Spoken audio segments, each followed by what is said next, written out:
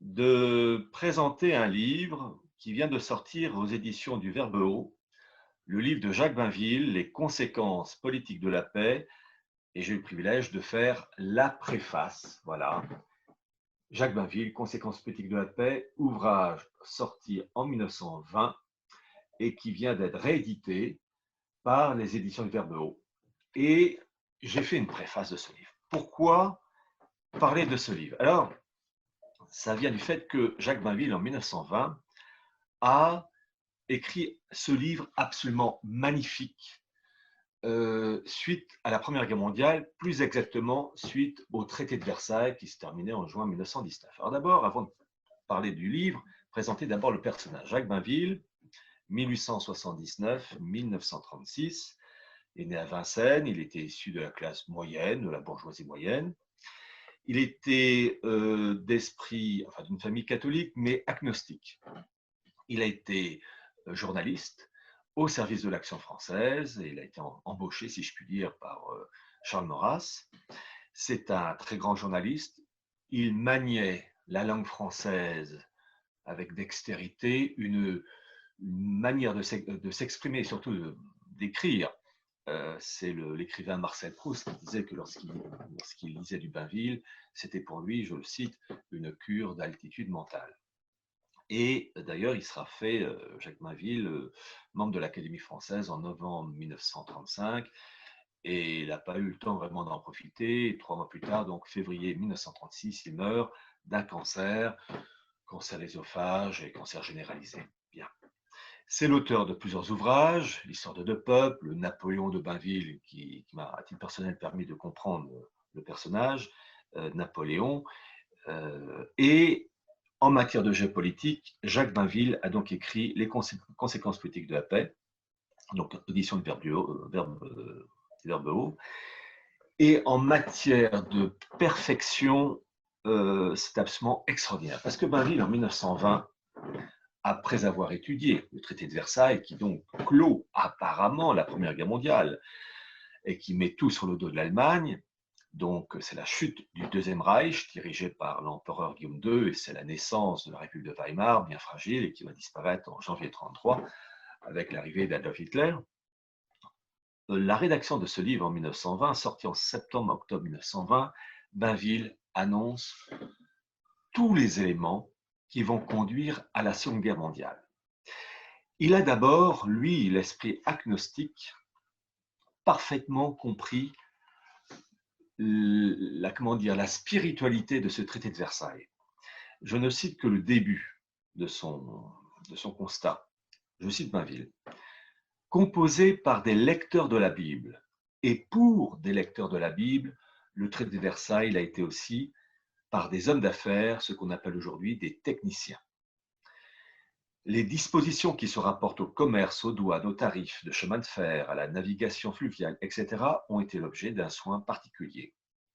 Il est entendu que dans notre temps, rien ne dépasse l'importance du commerce, et il y a là une spécialité qui, dans un âge scientifique, appelle à la déférence des hommes d'État. Vous voyez la manière d'écrire de Jacques Bainville. Ainsi, les détails du traité sont un travail d'experts et de techniciens. L'ensemble, les grandes lignes, sont de l'ouvrage d'amateurs. De là lui viennent deux de ses traits dominants. Un caractère moral prononcé, car il est facile de mettre des lieux communs de moralité à la place du raisonnement politique qui exige un effort intellectuel et une préparation particulière. Ensuite, un caractère économique non moins accusé et qui s'accorde avec le moralisme puritain. La conférence de la paix a été un concile. Le traité de Versailles, le traité enlève tout à l'Allemagne, sauf le principal, sauf la puissance politique génératrice de toutes les autres. Ce qui est extraordinaire dans ces propos, c'est que Bainville a cerné le tour d'esprit des rédacteurs de ce traité avec, j'allais dire, traité qui renferme des clauses puritano-commerciales. C'est un traité puritain et avec des clauses commerciales très dures pour l'Allemagne. D'ailleurs, Mainville avait une formule pour ça, il disait une paix trop douce pour ce qu'elle a de dur et trop dure pour ce qu'elle a de doux. C'est-à-dire que ce traité de Versailles va tourmenter le peuple allemand en le considérant comme un seul bloc, et ce traité de Versailles n'enlève en rien l'unité politique et territoriale de l'Allemagne. Certes, l'Allemagne perd quelques petits territoires à l'ouest, l'Alsace-Moselle, et puis surtout à l'est, la Silésie, enfin une partie de la Haute-Silésie, et puis la Posnanie, et puis le couloir de Danzig, la ville de Gdansk, qui était une ville largement allemande, donc pour permettre à la Pologne d'avoir un accès à la mer, et puis vous avez le reste, la Prusse orientale, Königsberg, qui aujourd'hui s'appelle Kaliningrad, séparée du reste de l'Allemagne. Et Bainville, dans son livre, dont les conséquences politiques de la paix, passe en revue tous les éléments qui vont conduire à cette Seconde Guerre mondiale, qui ne verra pas, je vais dire presque heureusement pour lui, mais en 1936 donc, et il montre que l'Allemagne, finalement, possède l'essentiel, c'est-à-dire l'unité politique qui va lui permettre, avec le temps, de retrouver des forces et de repartir à l'assaut. Alors, c'est absolument extraordinaire parce que dans ce livre, il explique que l'Autriche sera annexée à l'Allemagne, que les Sudètes, c'est-à-dire cette population allemande qui vivait en République tchèque, le fameux quadrilatère de Bohême, allait être annexé à l'Allemagne. C'est ce qui s'est passé en septembre-octobre 1938, avec l'annexion de la Bohême-Moravie, mars 1939. Et il annonce en 1920 l'élément clé qui va conduire à la Seconde Guerre mondiale, avec l'affaire polonaise, avec le couloir de Danzig, la Prusse orientale Königsberg qui est séparée du reste de l'Allemagne, et il dit ceci en 1920, l'Allemagne, cet animal méchant, accroupi au cœur de l'Europe, n'a qu'une griffe à étendre pour récupérer l'îlot de Königsberg. Dans ce signe, les prochains malheurs de la Pologne et de l'Europe sont inscrits. 1920, il annonce par avant, septembre 1939, le début de la Seconde Guerre mondiale. Il annonce aussi la fameuse alliance germano-russe qui va donc effectivement prendre forme en août 1939 avec l'accord signé entre Hitler et Staline. Donc c'était vraiment un visionnaire cet homme. Et il condamne donc avec force ce traité de Versailles qui enlève tout à l'Allemagne, tout sauf, je dis, l'unité politique et l'unité territoriale. Et il explique ça donc avec une clarté. Et le privilège que j'ai eu, c'est donc de pouvoir faire cette préface. Et j'ai voulu expliquer, dans une longue préface qui fait presque 38 pages, pourquoi ce traité de Versailles était d'esprit voltairien. Voyez-vous, quand la Première Guerre mondiale s'est terminée, il y avait trois possibilités de politique à l'égard de l'Empire allemand et de l'Empire d'Autriche-Hongrie, c'est-à-dire les empires centraux. Il y avait trois possibilités. Maintien intact, premier cas, maintien intact de l'unité politique et territoriale allemande avec démantèlement de l'Empire austro-hongrois. Deuxième possibilité, tout l'inverse, maintien intact de l'unité politique et territoriale de l'Empire austro-hongrois, mais démantèlement de l'Empire allemand. Troisième possibilité, démantèlement politique et territorial des deux empires, l'allemand et le monde austro-hongrois.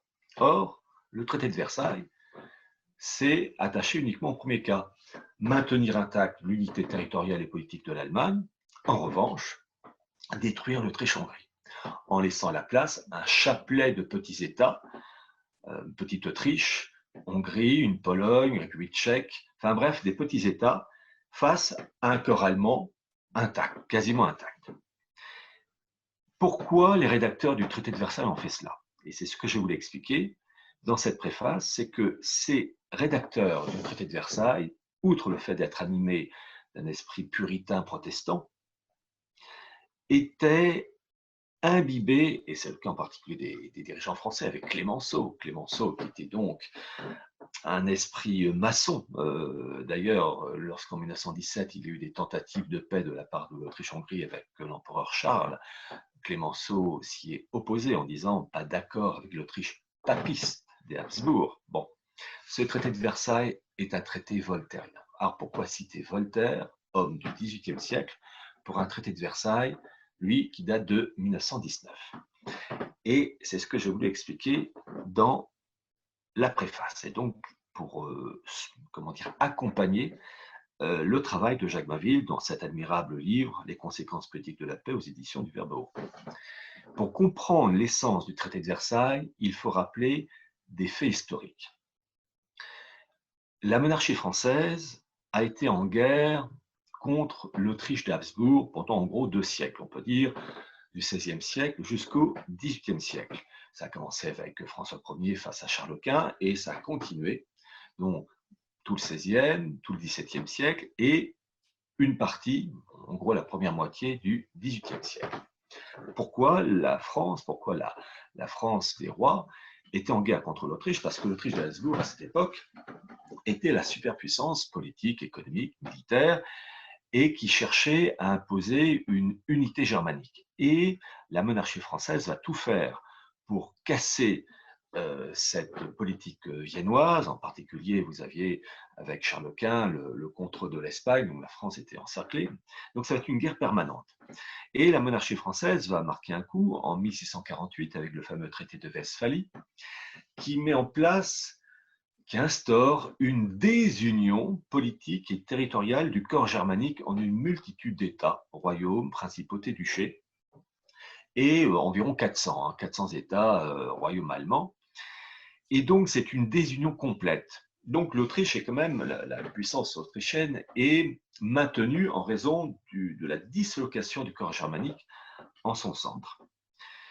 Donc, les guerres continuent et à la fin de son règne, Louis XIV, en janvier 1715, je rappelle qu'il meurt le 1er septembre 1715, en janvier 1715, Louis XIV se rend compte que l'Autriche est suffisamment rabaissée dans sa puissance pour ne plus être une menace mortelle pour la France. Et pour cela, en janvier 1715, il rédige un traité adressé à l'ambassadeur de France à Vienne, qui est le comte du Luc, qui lui dit qu'en gros, il faut procéder à ce qu'on va appeler un renversement des alliances, c'est-à-dire que l'Autriche, qui a été pendant environ 2 siècles l'ennemi de la France, eh bien, il faut s'allier maintenant à ce pays pour s'opposer à 2 menaces qu'en janvier 1715, le roi Soleil a, j'allais dire, cernées.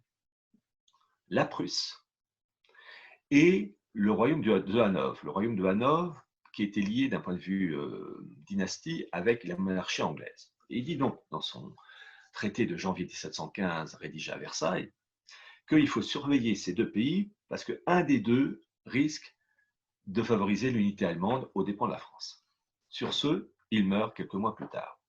Cette politique anti-autrichienne continue dans les années qui suivent et en raison de la montée en puissance là de la Prusse, la dynastie des Hanovre ne joue pas un grand rôle dans cette histoire, la montée en puissance de la Prusse avec le roi Sergent, et puis surtout à l'arrivée de son fils en 1740, Frédéric II de Prusse, la Prusse vraiment apparaît comme la menace. C'est-à-dire que cette menace qui avait été vue par Louis XIV, là maintenant elle est vue par tout le monde.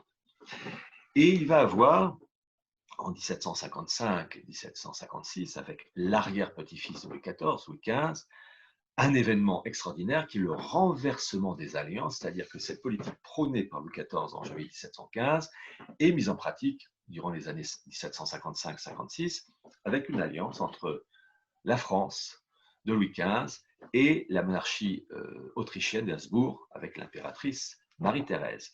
C'est vraiment une alliance pour faire barrage à la montée en force de la Prusse qui veut conquérir des territoires et s'agrandir. Et la Prusse, à ce moment-là, qui est alliée à l'Angleterre. Et donc, vous allez avoir cette fameuse guerre de 7 ans, 1756-1763, qui va opposer d'un côté Prussiens et Anglais face au couple austro-français. Et c'est vraiment un élément capital de ce renversement des alliances, puisque environ 2 siècles de bagarre entre la France et l'Autriche, eh bien, on tourne la page.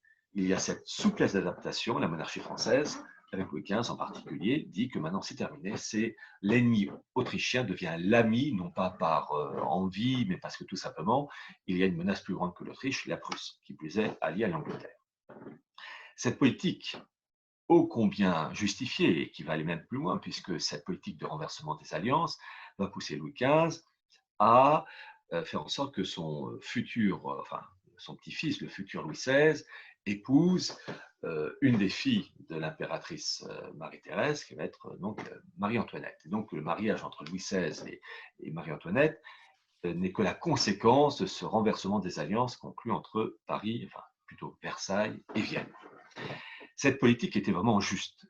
Mais le problème, et vous allez voir peu à peu la raison, les sources profondes, les raisons profondes du traité de Versailles 1919, c'est qu'au XVIIIe siècle, il y a les philosophes qui mènent le bal, et en priorité Voltaire. Les philosophes sont violemment anticatholiques, et c'est le cas de Voltaire avec sa fameuse formule « écraser l'infâme ».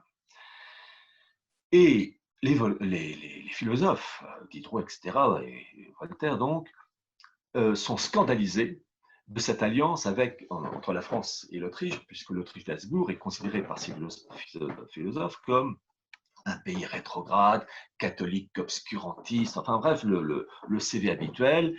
Et pour ces philosophes, le pays moderne, libéral, paré de toutes les qualités, c'est la Prusse protestante de Frédéric II. Et donc ces philosophes, et Voltaire en tête, ces philosophes vont marquer les élites aristocratiques et la haute bourgeoisie en France dans cette haine contre l'Autriche. Donc, mis à part Louis XV et un noyau de personnes, quelques personnes autour du roi de France, à tenir bon pour maintenir cette alliance entre la France et l'Autriche face à la Prusse, l'opinion publique française au XVIIIe siècle, c'est-à-dire la haute aristocratie, la haute bourgeoisie, avec un esprit excité par les philosophes Voltaire en tête, eh bien, s'acharne pour comment dire, lutter contre cette alliance franco-autrichienne. Cette alliance va perdurer jusqu'à la Révolution française. Et là, l'esprit de la Révolution française, qui est une révolution d'essence messianique, anti-catholique, c'est l'élément premier.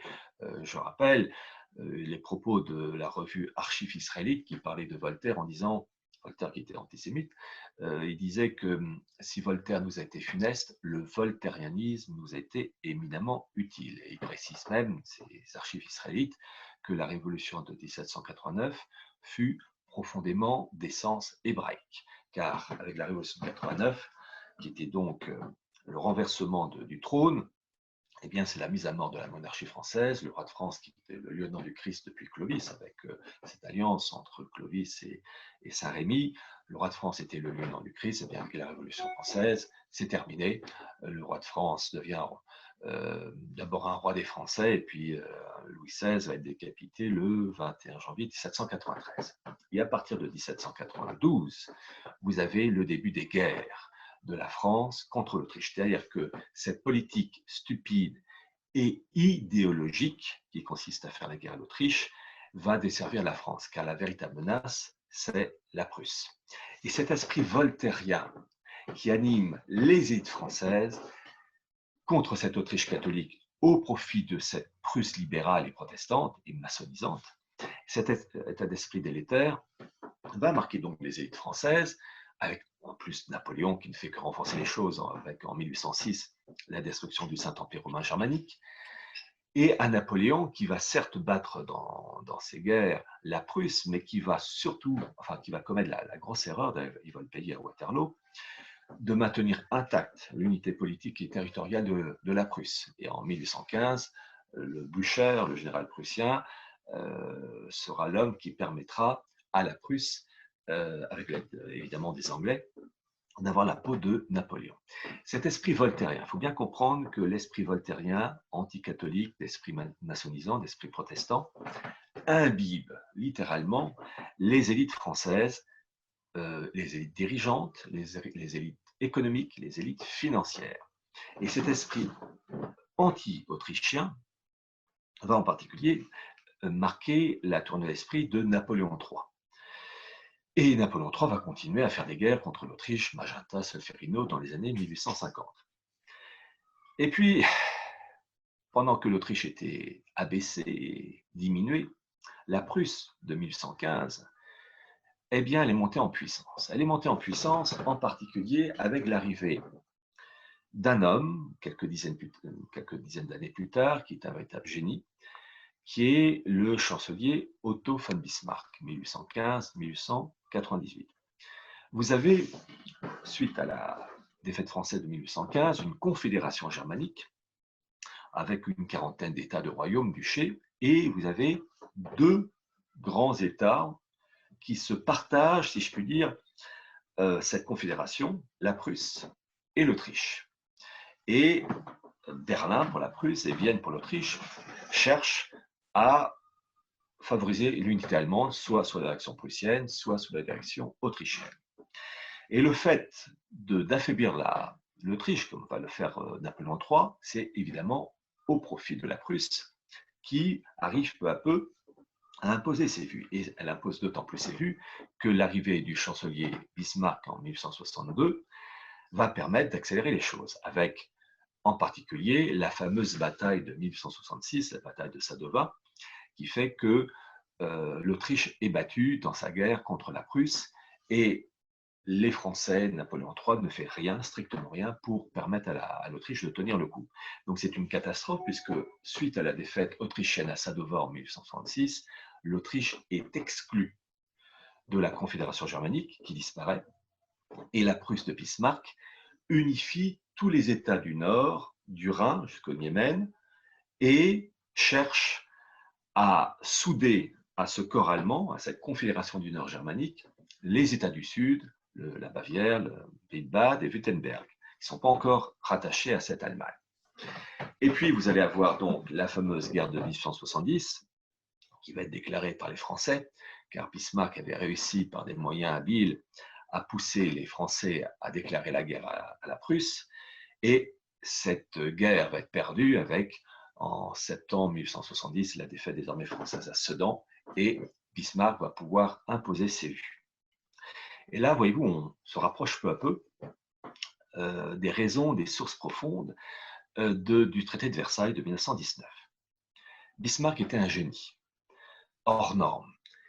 Il était un très fin connaisseur de l'histoire, d'abord de son pays, mais aussi des relations franco-allemandes. Il avait en particulier médité sur cette fameuse, fameux renversement des alliances de 1756, où l'Autriche et la France étaient alliées de puissance catholique face à la Prusse. Et il avait compris qu'une France d'esprit traditionnel, c'est-à-dire d'un point de vue politique monarchique, avec le catholicisme, c'était une catastrophe pour l'Allemagne, pour la Prusse en particulier, et qu'il ne fallait surtout pas que la France, après la défaite de 1870, redevienne monarchique. Et en effet, suite à la défaite de 1870, vous avez les élections qui ont lieu en février 1971 en France et qui donnent une large majorité de députés monarchistes. Attention, des députés monarchistes divisés entre le clan légitimiste, c'est-à-dire le comte de Chambord, et une autre branche, les orléanistes, qui eux sont les royalistes, mais à qui est la Révolution française. Et Bismarck va tout faire pour réussir à imposer la République. Il ne veut en aucun cas une monarchie catholique d'esprit traditionnel en France, car il dit que si la monarchie traditionnelle revient en France, l'unité allemande ne pourra pas se faire, que la France reprendra cette tradition d'alliance contre la Prusse en liaison avec l'Autriche, et que donc son œuvre d'unité allemande, que Bismarck veut parachever, eh bien son œuvre ne pourra pas aboutir. Lorsque le 18 janvier 1871, l'unité allemande est annoncée et proclamée à Versailles, dans le château de Versailles, c'est une unité allemande très fragile. Et là, il faut bien comprendre que la défaite de 70, en fait, elle s'est prolongée jusqu'en 1877. Vous allez comprendre pourquoi. Pour cette préface que j'ai faite, je me suis appuyé sur différents mémoires et des écrits, soit venant de Bismarck, soit de ses collaborateurs, en particulier de l'ambassadeur bavarois nommé par Bismarck à Paris, qui était un aristocrate, le prince Clovis von Hohenlohe-Schönfürst, donc qui a écrit ses mémoires. Donc j'ai lu ses mémoires pour faire cette préface, mais je me suis aussi appuyé sur les mémoires écrites par le premier ambassadeur de France, nommé après la défaite donc, de la France en 70, qui est un vicomte, le vicomte de Gontaut-Biron, qui va être ambassadeur de France de 1872 à 1877. Et ce vicomte de Gontaut-Biron, il faut le connaître, c'est un grand monsieur, c'est un esprit catholique, légitimiste, et il avait parfaitement compris la politique de Bismarck qui était celle d'instaurer la République. Car Gontaut-Biron savait qu'en instaurant la République maçonnisante en France, eh bien, on affaiblissait le pays. Et Bismarck avait compris que l'ambassadeur de France avait cerné, avait percé sa politique. Et Bismarck le détestait. Il avait une très grande considération pour le vicomte de Gontaut-Biron, l'ambassadeur de France à Berlin, parce que ce vicomte de Gontaut-Biron était un homme éduqué. Et une chose qui n'est pas évidente à expliquer, surtout en 2020, c'est que les gens aujourd'hui croient qu'une personne a de la valeur si elle a de l'argent et des diplômes. Vous avez de l'argent et des diplômes, vous êtes quelqu'un de bien. Vous n'avez pas d'argent, pas de diplôme, vous n'êtes pas quelqu'un de bien. C'est évidemment un raisonnement stupide. Le vicomte de Gontaut-Biron était un homme éduqué, classique, vieille France, d'une manière innée. Et il était, d'un point de vue spirituel et psychologique, imperméable aux roueries du chancelier Bismarck. Bismarck le détestait, et je vais vous citer un extrait des mémoires de Gontaut-Biron, qui avait donc parfaitement compris que Bismarck voulait, lui, le monarchiste, la République pour la France. Bismarck avait une formule pour ça. Il disait « Même la République la plus rouge me convient ».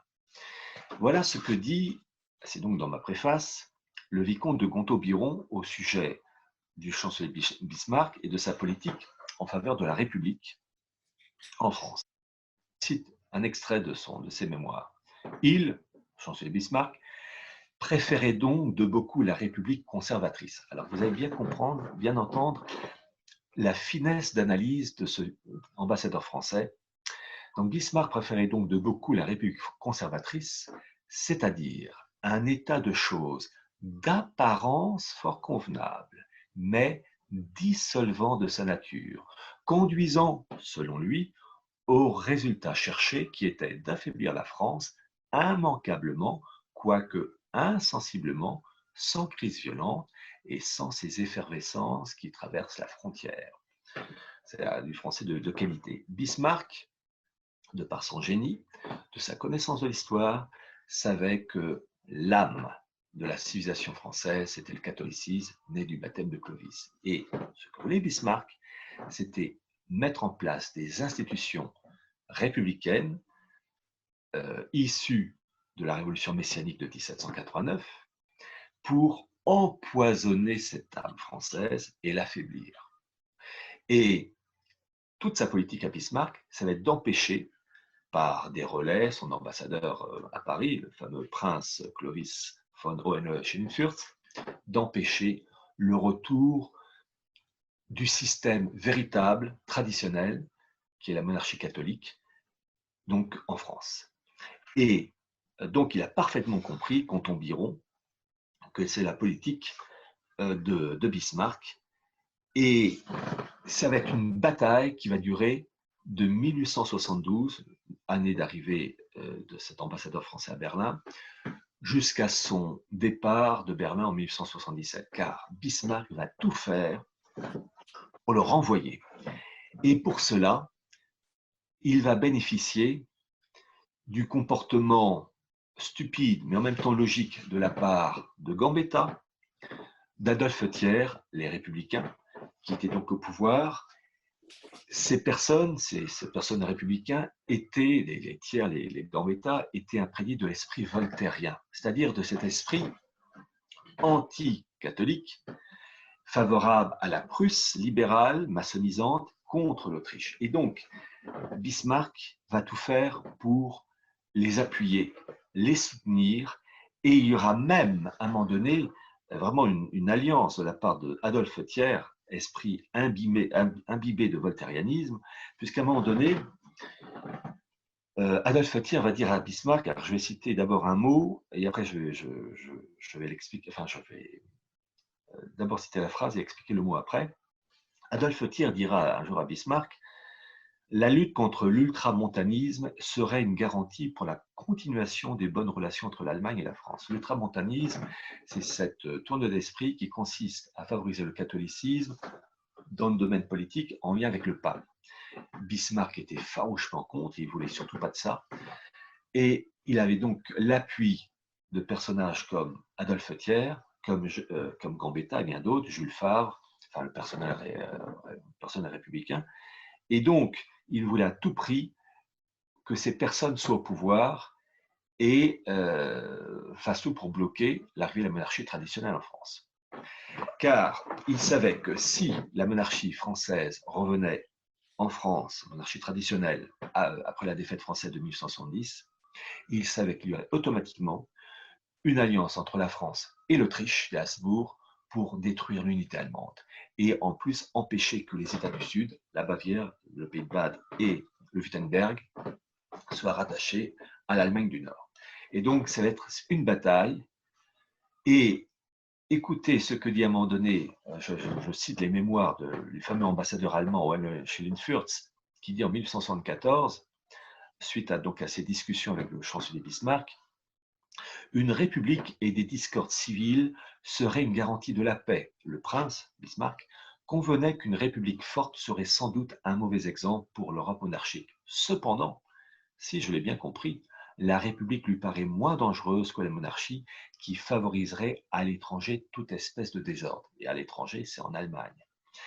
Et donc, entre la défaite française de 1870 et 1877, qui est l'année des élections qui permettent vraiment en France d'instaurer la République, vous avez une bataille. Et cette bataille entre soit la République, soit la monarchie traditionnelle, et avec le soutien de Bismarck, avec le soutien d'hommes politiques français comme Thiers et Gambetta et bien d'autres, eh bien c'est cette République qui va s'installer en France.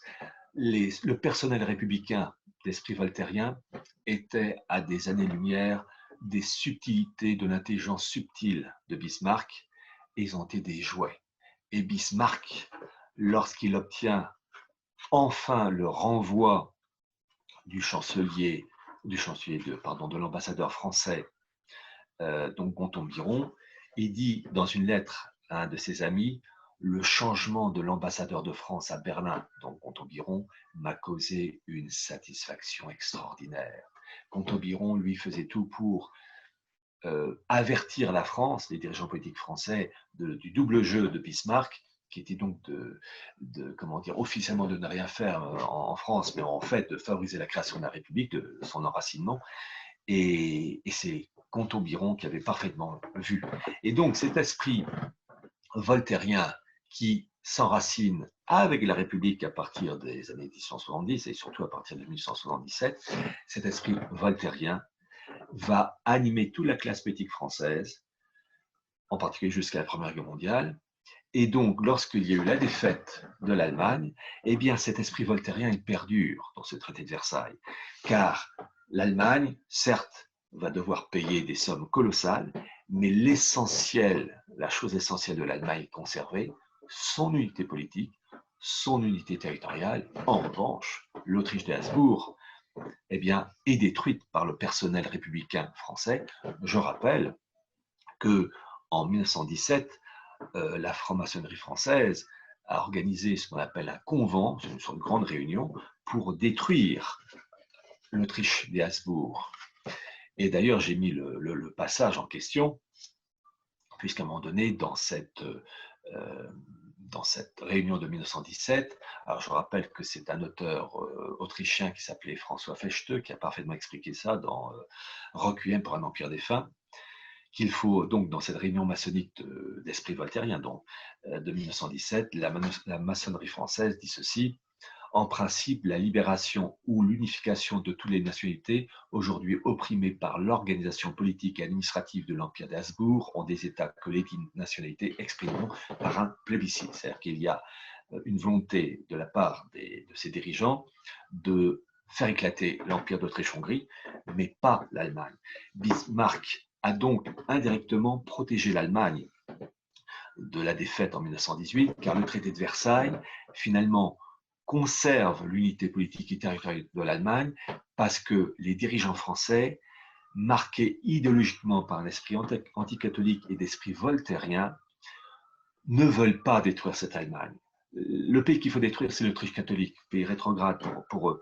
Et donc, c'est l'esprit de Bainville, là, quand il dit que le traité de Versailles a été fait par des lecteurs de la Bible pour des lecteurs de la Bible, il a parfaitement compris que c'est un esprit qui est un esprit anti-catho.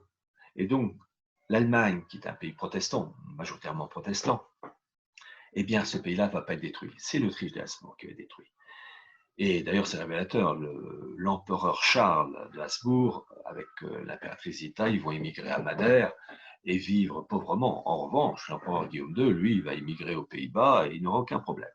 Donc voilà, c'est ce que j'ai voulu expliquer dans la préface de 35-36 pages pour appuyer les propos de Jacques Bainville, qui avait donc parfaitement compris les mots qui allaient s'abattre sur la France, sur l'Europe et sur le monde. Et d'ailleurs, il a tellement bien compris, Jacques Bainville, les méfaits de ce traité de Versailles d'esprit voltairien, que cette Allemagne n'a plus de pays contrepoids en Europe centrale à partir des années 20. C'est un chapelet, comme je l'ai dit, de petits États, donc possibilité d'expansion germanique en Europe centrale. Et Bainville termine son chef-d'œuvre, Les conséquences politiques de la paix, en écrivant en 1920 « Il ne manquera que l'occasion et l'homme qui mettront ce militarisme en mouvement ». Le 30 janvier 1933, cet homme s'appelle Adolf Hitler. Bainville avait compris la menace que représentait cet homme. D'ailleurs, il écrit, je crois, le lendemain ou le surlendemain de l'arrivée d'Hitler au pouvoir dans la F, je cite de mémoire, le chancelier Hitler semble très ému de sa réussite prodigieuse. 3 points de suspension. Nous aussi. Voilà. Bainville avait compris la menace. Et c'est d'autant plus douloureux pour lui, c'est qu'il avait compris cette menace bien avant les autres, grâce à son chef-d'œuvre de 1920, donc Les conséquences politiques de la paix aux éditions du Verbe Haut, donc livre que vous pouvez vous procurer sur le site des éditions du Verbe Haut. Et Bainville, en fait, avait déjà cerné cette menace. Vous avez le 11 novembre 1918, l'armistice, et je crois que c'est le 14 novembre 1918 que dans un article de l'AF, de l'Action française, Jacques Bainville écrit que devant quoi allons-nous nous réveiller? Nous allons nous réveiller devant une république sociale, nationale, des Allemands unis, et qui sera expansionniste, etc. En fait, il annonce déjà le 14 novembre 1918 le futur Troisième Reich. Et les conséquences politiques de Bainville sont un véritable chef-d'œuvre en matière de géopolitique. J'ai dit à un moment donné dans ce livre que la perfection n'est pas de ce monde. J'avoue qu'il y a des exceptions, et ce livre est une exception. En 1920, tout est annoncé. Jacques Bainville, je vais dire heureusement pour lui, est mort au mois de février 1936. Il n'y a pas plus douloureux que de voir les choses se mettre en place quand on l'a annoncé des années et des années à l'avance. Donc je vous encourage vivement à vous plonger dans la lecture de ce livre, Les conséquences politiques de la paix, aux éditions du Verbe Haut, livre donc disponible sur le site des éditions du Verbe Haut. Vous y allez, plongez-vous dans cette capacité à prévoir l'avenir. Bainville avait une méthode de raisonnement, s'intéresser aux causes, connaître l'âme humaine, s'intéresser à l'histoire des pays, beaucoup de sagesse, de la logique. Et avec ce livre-là, c'est ce que j'ai dit tout à la fin de cette préface, où je dis que ce livre-là est un livre de méditation. Je termine par ces propos. En guise de conclusion, souhaitons que le livre de Jacques Bainville soit l'objet de méditation pour tout homme politique voulant conduire la diplomatie française. C'est tout l'intérêt de la réédition de ce livre aux éditions du Verbe Haut, de se plonger dans la relecture de ce livre magistral, et que ce grand monsieur qui était Jacques Bainville, pour qui j'ai une estime, une admiration, et bien que ce grand monsieur, Jacques Bainville, puisse encore rendre service à tous les Français désireux de défendre l'histoire et la civilisation de notre pays.